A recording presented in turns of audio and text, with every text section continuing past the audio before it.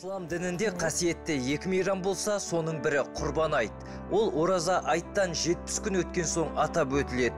Негізгі мағынасы жасаған сауапты істер арқылы жүректі тазартып, Аллаға жақындай түсу дегенді білдіреді. Бірінші әлбетте ол мұсылман болу керек, балиғат жасында болу керек, жергілікті адам болу керек. Кейін ең маңызды шарттардың бірі нысап мөлшері. Нысап мөлшері ол 85 грамм алтынға ие болу. 85 грамм алтынды теңгеге шаққанда бұл шамамен 1.300.000. Яғни күнделікті қолданатын қаржысынан бөлек. Осынша қоры бар адам мүмкіндігіне қарай қой, ешкі, ірі қара немесе түйені құрбандыққа шалуға тиіс. Мысалы, қой мен ешкі 1 жаста болу керек. Бірақ ғалымдар айтады, егер 6 айлық немесе 6 айдан асқан, мысалы, қой немесе ешкі ол сол 1 жастағы жағдайды беретін болса, сырт көрінісі 1 жасқа толған сияқты көрініс болса, ол болады дейді. Ал енді сиыр 2 жаста болу керек. 1 жас немесе 1,5 жастағы сиыр құрбандыққа жарамайды. Ал түйе 5 жас болу керек. Ал 4 жасар түйе жарамайды. Түйе мен ірі қараны 7 адамға дейін бірігіп құрбандыққа шалалады. Ал қой мен ешкі тек бір кісінің атынан бауыздалады. Әрине әркім қалтасына қарай көсіледі. Осы орайда қой бағасын білу үшін Астананың мал базарына ат басын бұрдық. Биыл мал бағасы 45 мыңнан басталады, одан жоғары қарай кете береді. 100 мың үстіндегі қойлар бар, олардың салмақтары ауыр өте. Бізде малды сатқан кезде салмағына қарап сатамыз. Ортаңғы баға қанша болып жатыр биыл? Биыл ортаңғы баға құрбандыққа 65 пен 70, 80. Бүгіндік айтып жатқанымыз қойдың бағасы, ал ешкілердің бағасы қаншада болып жатыр? Ешкілер 35, 40 мың. Құрбандықта келген кезде көбісі ешкі соймайды. Негізі ешкі малы жарайды сойылғаны, халық ешкі алып соятын бар. Кемде кем кездеседі. Жалпы өткен жылдармен салыстырғанда бағада өзгеріс бар ма бір? Ай жоқ ау деймін, сол қалпы. Сол мінеке, например, 55 деп тұрған малым сол 55 болып жатыр. 50 дегеніміз 50 болып тұр. Неге десем, біздің бағаны көтеретін, ет сататын сол жақ көтереді. Еттің бағасы көтерілді, бізде өткенде майда көтерілді да, жан жақта мал піскеннен кейін, уже мал өз тойын пісіре бастаған кейін баға түседі. Мұнда соятын малын алдын ала таңдап белгі салып кетіп жатқандар да бар. Солардың бірі елордалық Асылбек Мейрамбекұлы. Құрбан айт күні баға қымбаттап кетеді сәл. Алдын ала алып қойық деп. Бағалары средний. Қанша болып жатыр мал, соны көріп жатыр. Өзіңіз қанша сомаға іздеп жүрсіз негізі? Сол 60, 55, 60, 70 мың. Оның артық қымбат болып кетеді. Мына 3 жасар қошқар Еділбай тұқымы Баянауылдан алып келіпті. Қазір салмағы 200 келі, сойғанда кем дегенде 90 келі ет береді. Мал базарындағы ең қымбат тұқым осы. Саудагерлер бұл үшін 300 мың теңге сұрап отыр. Құрбандыққа шалатын қойды сатып алған соң, оны сойып жіліктеу қажет. Бұл қызметке бөлек төленеді. Ол шамамен 4-5 мың тұрады. Бізде қойды сойғанда бір қойды 2,5 мыңға сояды. Шекқарын әдделі 500-ге тазаланады.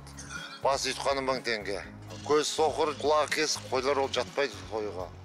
Денсаулық мықты, жақсы қойлар сойылады. Буаз қойлар сойылмайды. Ал құрбандық малын өзге дін өкіліне сойдыруға бола ма? Жалпы мұсылман адамға кітап иесінің шалған құрбандығын жеуге болады. Кітап иесі деген кезде яһуди және насаралар десек те болады. Жалпы Алла Тағаланың өзі рұқсат берген, бірақ дегенмен кітаптарымызда келеді, басқа дін өкілдерінің шалған құрбаны мәкрух деп келеді, яғни құпталмаған. Сондықтан да құрбандықты әр адам өзі немесе мұсылман дінінің өкіліне шалдырғаны абзал. Ал ниет етіп отырған елордалықтардың мал бағасына көңілі толама.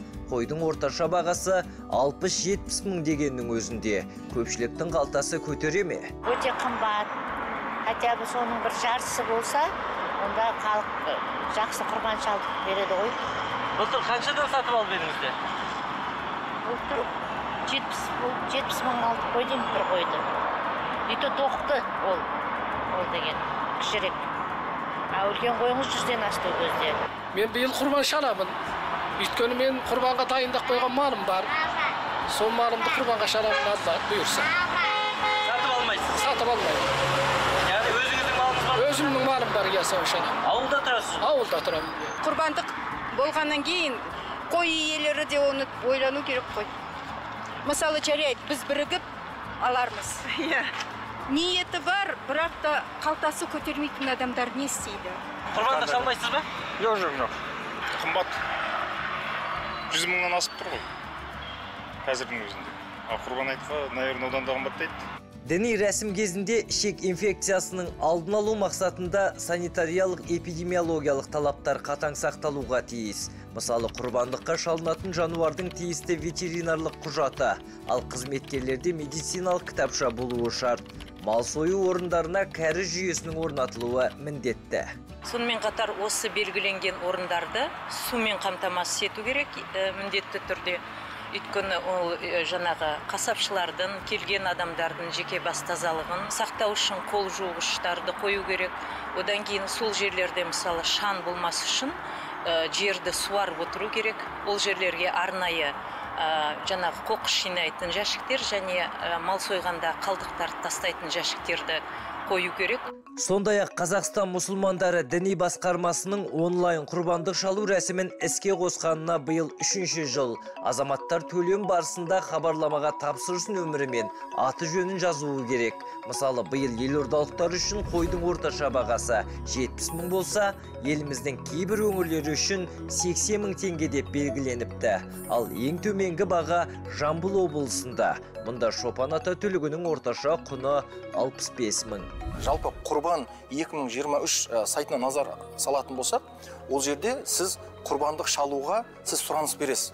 Және де оны тағы да ол жердегі бір керекті мағлұматтардың бірі құрбандық етіне сұраныс берушілер. Яғни жалпы құрбан етіне мұқтаж адамдар сол сайтқа тіркелу арқылы өздерінің қажеттіліктерін сұрап, сол жерге тіркеледі. Ал құрбандық біткеннен кейін, құрбандық мал шалынғаннан кейін біз міндетті түрде сол сұраныс берген адамның отбасына құрбандық етін жеткіземіз. Тапсырыс берушінің ақшасы мал иесіне тікелей беріледі. Көрсетілген сомаға қасапшының қызметі ғана кіреді. Жалпы құрбан шалу уақыты 3 күн.